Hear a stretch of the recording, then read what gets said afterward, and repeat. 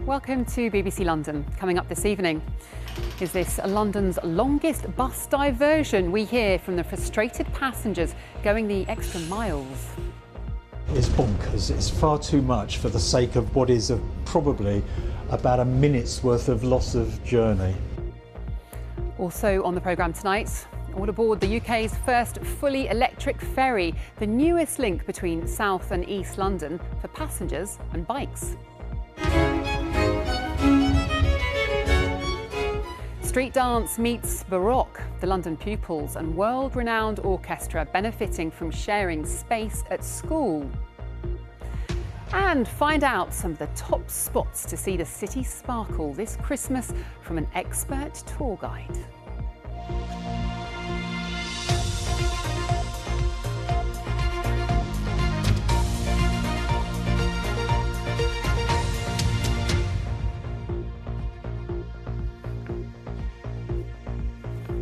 Good evening, I'm Victoria Hollins. First tonight, it's an issue many of us will have faced when travelling by bus around the capital, a rerouted and extended journey. But could this be the capital's longest bus diversion? The 274 from Islington to Lancaster Gate is now travelling an additional 2.5 miles to get around works taking place on its route, and it's frustrating passengers. Harry Lowe went along for the ride. Roadworks are a common sight across London. In this case, they're laying new electrical cables for the Euston Tower redevelopment. This bus is on diversion. Please listen for further announcements. But bus diversions don't usually take this long. The 274 is only missing out 3 bus stops, but as a result, it's taking a 2.5 mile detour along the Euston Road. You can actually walk to the bus stop at the end of the detour. In fact, you can almost see it from here. Bus expert Roger says the diverted route makes no sense, especially as there are 2 further sets of roadworks. It's taken us 9 minutes so far, so my estimate of 10 at the beginning is just going to be way out. It's going to take us more than 10 minutes to get to Warren Street, let alone retrace all our steps back to just getting back to Camden Town almost again. Crazy, absolutely crazy. Yes, we're just confused right now and we are trying to understand how can we get to the London Zoo. But it will be fine, I'm sure. I think it's ridiculous. I don't think they need to go on such a long diversion to miss out 3 stops. The diversion is so long, it takes me 50 minutes now to reach university. It takes forever now. Just arriving back where we would be, and it's just coming on to 20 minutes. So, yeah, it's just crazy. It's bonkers. It's far too much for the sake of what is probably about a minute's worth of loss of journey. Transport for London told us, "We're sorry for the disruption caused to customers during bus diversions, which are usually in response to roadworks on local roads. Customer information is displayed on bus stops as well as online on the TfL website and online journey planners and on the TfL Go app." It's just a minimal of information for the public. There's nothing on the bus shelters. The bus stops themselves don't say they're closed. And indeed, we've found someone waiting at a bus stop who had no idea that the buses weren't coming by. And I think that's poor show. The good news for passengers is the diversion should end on December the 10th. Harry Lowe, BBC London. Well, what's your experience with buses where you live? Perhaps you've been on an even longer diversion. Do send us a message to let us know. You can email us hello@bbc.co.uk. Lots more to come this evening, including... It's Team USA against Team Europe in the Ryder Cup of pool tonight. Ali Pali is going to be as colourful and noisy as ever.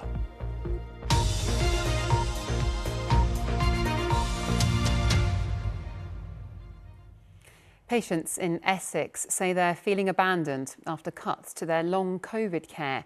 Sometimes described as the forgotten illness, it can cause nerve damage, brain fog and extreme feelings of fatigue. But from February, people in Mid and South Essex will no longer have a dedicated service. Nikki Fox has the story. He was once a war correspondent flying over the skies of Afghanistan. Anthony Lovelace also spent time in Iraq.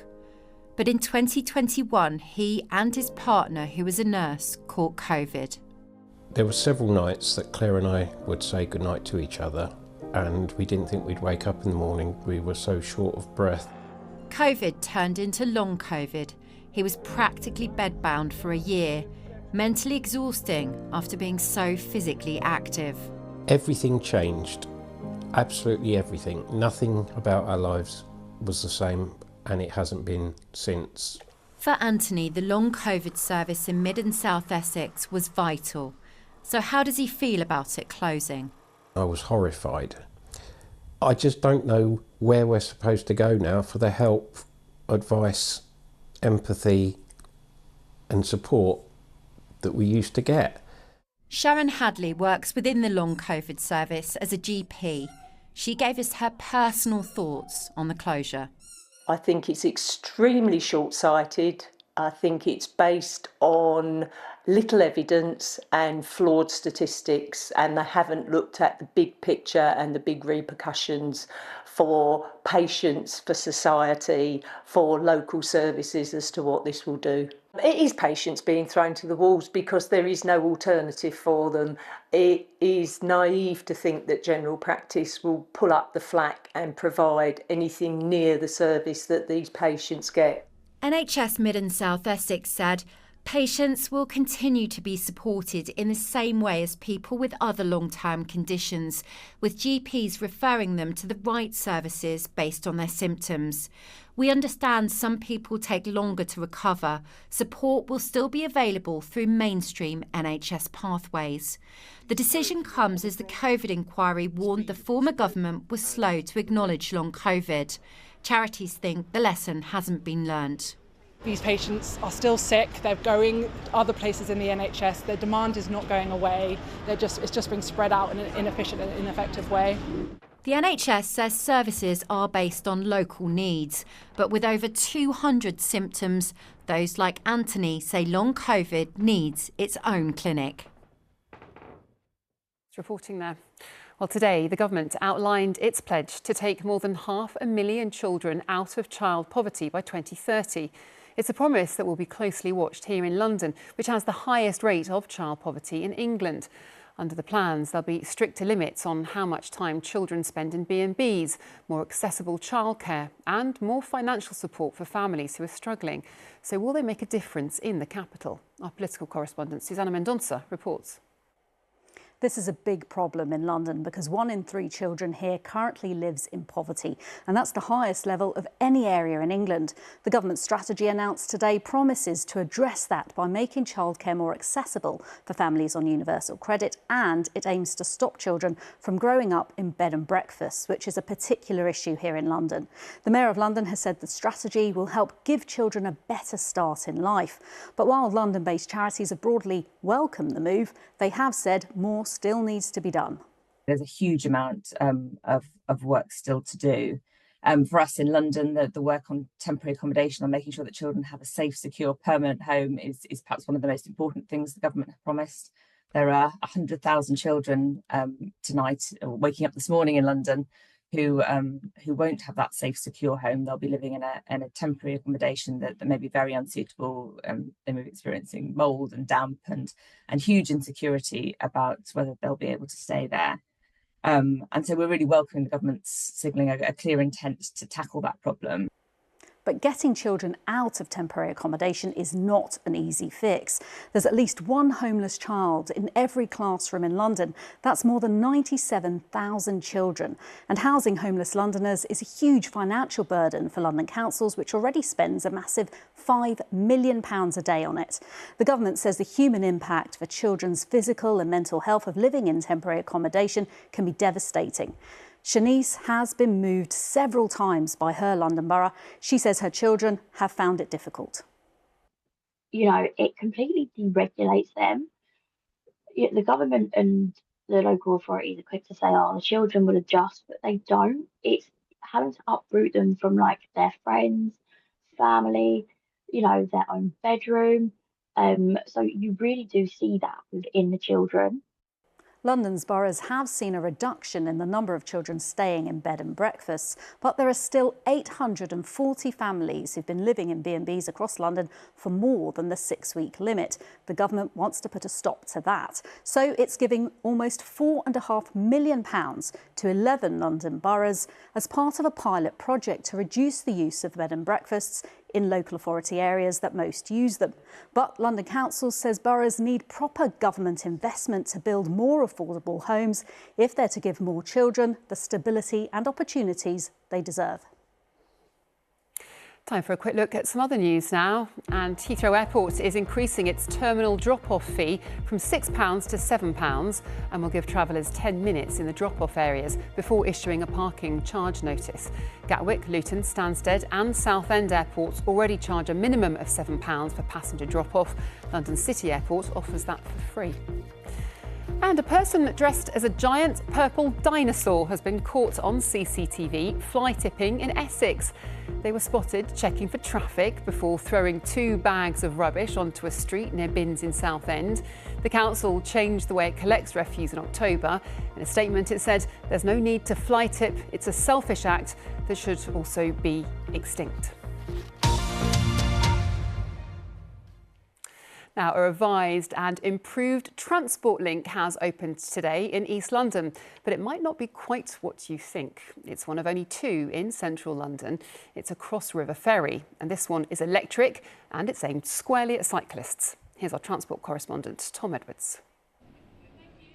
The first fully electric ferry in the country opened today between Rotherhithe and Canary Wharf. There has been a small, rather low-key ferry here for years, but the boats can only carry a handful of bikes and weren't that well used. What's the thing, do you think, that puts people off? Because it is kind of not as well used, perhaps, with cyclists? Probably the cost, maybe advertising, awareness of the ferry. Yeah, and if people are commuting, doing it every day, then that's going to be very expensive.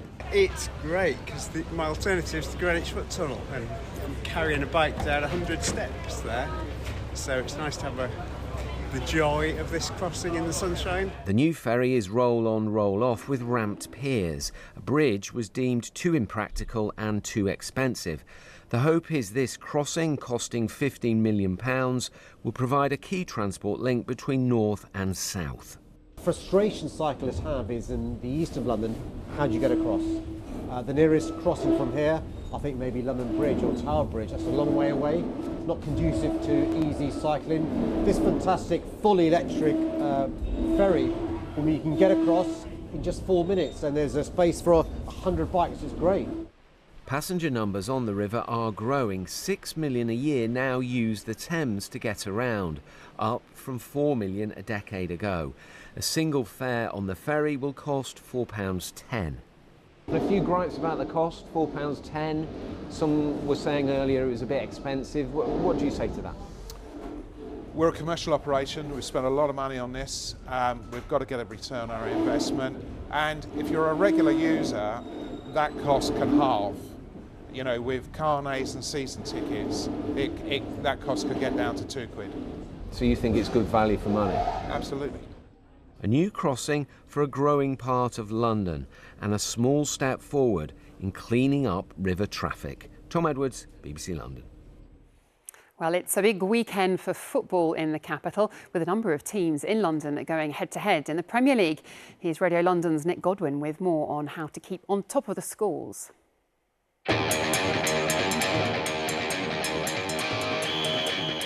We've got 3 live games for you on BBC Radio London this weekend. We start at 2 o'clock tomorrow for Tottenham against Brentford. It'll be live on 94.9 FM, DAB Digital Radio and through the BBC Sport website. And then on Sunday, we're back on air at 1:30, again on DAB Digital Radio, for full commentary of Brighton against West Ham, followed by Fulham against Crystal Palace. You'll be able to catch both of those games in full as well live on the BBC Sport website. Well, that's this weekend, but still to come here tonight. If you're going to Oxford Street and Regent Street to see the Christmas lights, don't miss out on a host of other lights too, just a short distance away. Be ready to note them down in a few minutes' time.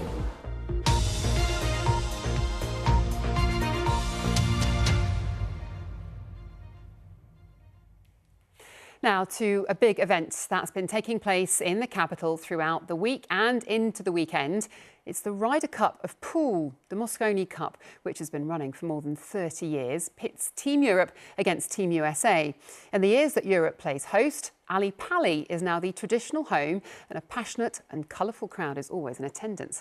Chris Legg has paid a visit ahead of tonight's action. And with the way he's played in this match, it's yet another one on the board for Europe.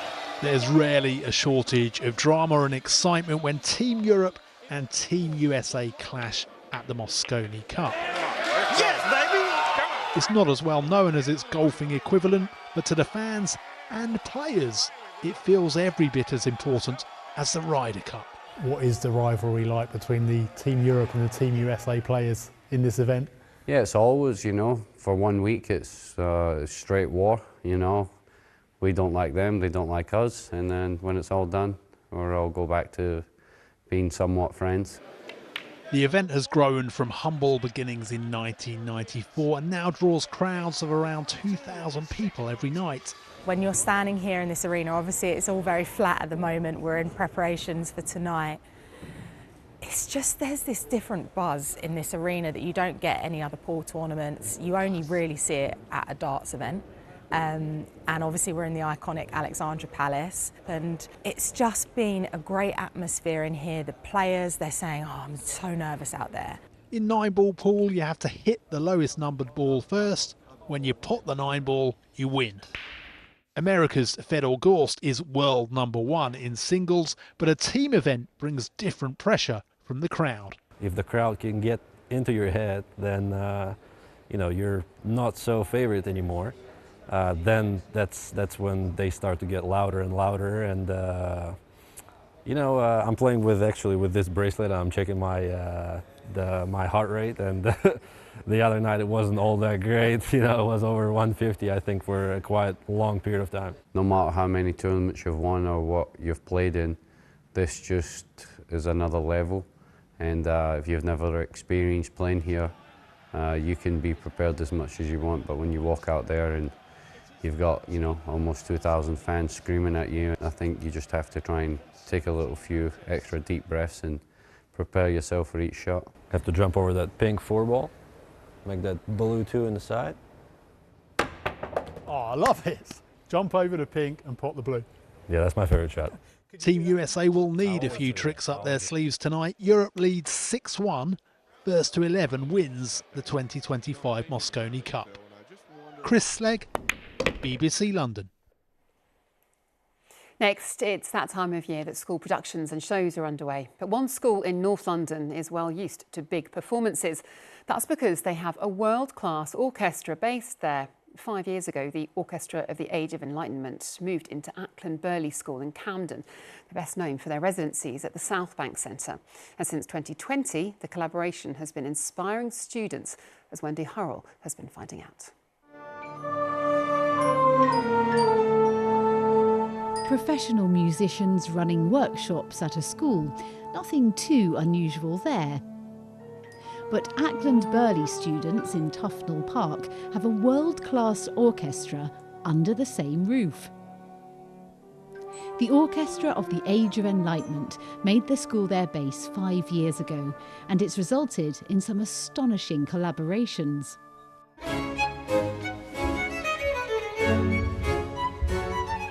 Breaking Bach, street dance meets Baroque. And performing with pro dancers are teenagers from the school. Learning all these different sort of ways to dance to classical music and move to the sounds, it was incredible. And has it changed your point of view towards classical music? Definitely. Are you listening to it now? Is it on the playlist? I would definitely say I did my research on Bach, and it's definitely given me a new lens and a new perspective of how I look at things. I didn't trust it at first because I was like, really? I've never actually seen this before, but eventually I noticed how two things so different, come together to create something so beautiful. I learned to appreciate it a lot more and not call it grandpa music. Others were involved behind the scenes. Before I got involved with the orchestra, I never would have sort of even thought about sound engineering as a career. I like the stress of halfway through the event where everything's a bit manic. You've got to kind of take control of the situation. And then at the end it just feels great because you got that sense of achievement. And it's just opened me up to this whole sort of new world where there's sound, lighting, cinematography and all these great, really fun things that I can do now. Embedding the arts here has been mutually beneficial. The fact that we're here in this school, it's given a whole new lease of life to everything the orchestra does. There's a vibrancy to it, and it's really nice to be feeding the whole ecosystem from the young people who will, many of whom hopefully will decide, actually, you know what, I really enjoy making music, and perhaps I want to do that as a career. The OAE is the only orchestra in the UK to be based at a state secondary school. They hope one day that isn't the case. It's a model that works. Wendy Hurrell, BBC London. Now, you might be starting to feel quite festive with just 20 days to go until Christmas Day, although it's not quite as cosy here as it looks. But London does have a reputation as a Christmassy place to visit, and you might have seen some of this year's illuminations yourself. Well, Assad is at one spot where you can see the city sparkle. To tell us more, Assad, over to you. Yeah, Victoria, I'm in the beautiful and very popular, I have to say, Burlington Arcade. You can see the lights up here looking beautiful. I'm going to tell you about that in a moment. Let me just tell you a little bit about the history of the arcade itself, because it's fascinating. It was built over 200 years ago by the Earl of Burlington for his wife, so she would have somewhere safe and decent to go shopping. It ended up being one of the world's first shopping malls. Well, thousands of people come up and down here now every day, and patrolling it are people called beadles. They wear their top hats and frock coats, and they patrol the arcade to make sure standards stay high here. One of the things you're not allowed to do is to sing, another thing you can't whistle, and another thing you can't rush through here. That's a bit about the arcade. Let me now tell you a bit about the lights, because they are stunning.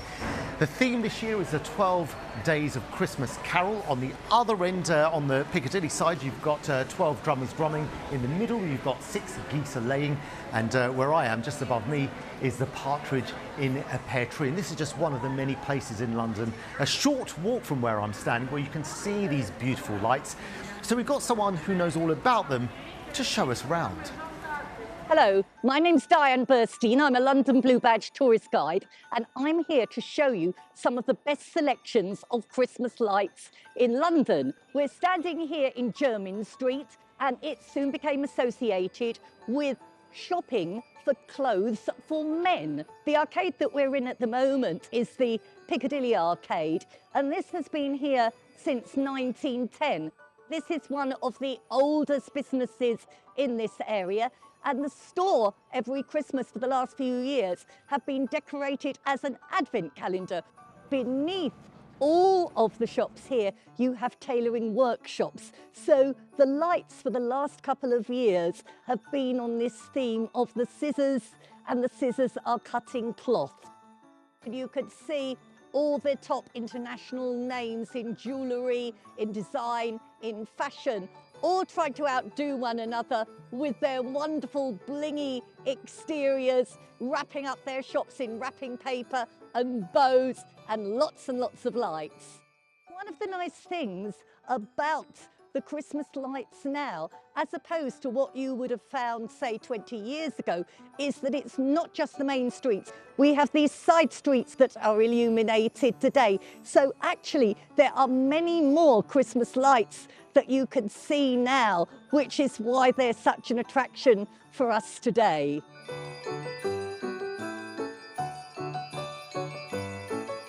This year, Selfridges windows really are the best, particularly if you've got children. The theme is animated films made by a well-known company that makes animated films. This is another of these side streets that's beautifully decorated with very colourful lights here that's worth seeing. And the great thing about all these lights is that you don't have to pay anything to see them. You can just follow our trail. Yeah, well, thanks to Diane Bernstein there. And like she says, these are all free lights like this on the Burlington arcades and all those places within a few minutes walk of where I am. Don't forget, the Trafalgar Square Christmas tree lights went on yesterday. That's about, what, 5-10 minutes in that direction from where I am. But we also know there are lots of city town centres and high streets which have got Christmas lights. If you've got some good ones near you, get in touch with us, send us those photos, tell us what it is. We might just turn up to film it, and that'll be wonderful to do. Get in touch by emailing us on hellobbclondon@bbc.co.uk. One more time, hellobbclondon@bbc.co.uk. Looking forward to getting those and seeing some more Christmas lights. Victoria. Assad, thank you, and it certainly looks popular as well. OK, let's get a check on the weather. Here's Gillian. Hello there, good evening. Well, it was certainly a very cold and a very bright start. Look at this beautiful picture sent in by one of our weather watchers earlier this morning, just as the sun was rising. Now, we have seen a bit more clouds starting to move in. We are going to see some spits and spots of rain this evening before things turn heavier, but we did still hold on to a good part of that sunshine through this afternoon. And the outlook over the weekend, it's going to be turning a little bit windier. We really will notice the difference there with that southerly wind, and there will be some spells of rain which could be heavy at times over the course of the next couple of days. So this is a setup tonight. You can see our cold front pushing in from the west. You can see the squeeze on the isobars. It is going to be pretty breezy as those winds pick up and that rain sets in, as it will do overnight tonight through this evening. Some very heavy bursts to come. You'll notice it does turn more showery into the early hours. We should get something a little bit dry. Still some cloud around for some of you, and those temperatures a bit milder, 6 or 7 degrees. So to start the day tomorrow, you might get some dry weather initially, but as we head through into the afternoon, you're going to see some showers push in. Some of those, again, could be heavy. There may just be a glimmer of sunshine through the course of the afternoon at times for some of you, and much milder as well, 11 or 12 degrees for your top temperatures tomorrow. The cloud will build in for a time as well through into the early hours of Sunday morning, so it should be a little bit drier to start the day. You can obviously see our next weather front waiting in the wings, still keeping our temperatures around 6 or 7 degrees, so you may just get some early spells of sunshine at times. Now, through towards the end of the weekend into the early part of next week, we are still going to keep that fairly unsettled theme. Still quite breezy. You can see our further weather front starting to push in there for a time as well, and it leaves our outlook a bit like this. So quite the unsettled weekend, but really very noticeable is going to be our temperatures, potentially reaching 14 or 15 degrees. So a much milder start to next week, but still some showers in the forecast too. It's not feeling very festive, is it, the weather? OK, that's about it from me. Assad will be here later with our 10:30 programme. In the meantime, you can always get the very latest on our website. That's bbc.co.uk/London. But for now, from all of us here, we do wish you a very good evening. Bye for now.